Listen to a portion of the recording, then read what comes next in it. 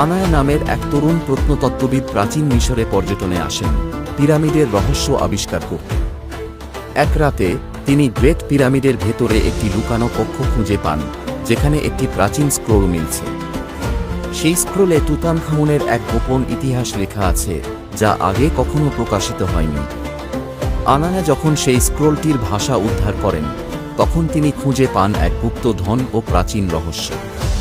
এরপর আনায়ার এ অভিযানে তাকে বিভিন্ন প্রাচীন ফাঁদ ও রক্ষীদের মোকাবিলা করতে হয়, আরেক স্থানীয় ইতিহাসবিদের সাহায্য পান। তারা একসাথে তুতানখামুনের আসল উত্তরাধিকার ও এক গোপন কক্ষের সন্ধান পান, যেখানে প্রচুর ধন সম্পদ ও জ্ঞান লুকিয়ে আছে। এই অভিযানের মাধ্যমে আনায়া প্রাচীন মিশরের সাথে এক অদ্ভুত সম্পর্ক গড়ে তোলেন। আনায়া কি পারবে শেষ পর্যন্ত এই রহস্য উন্মোচন করতে?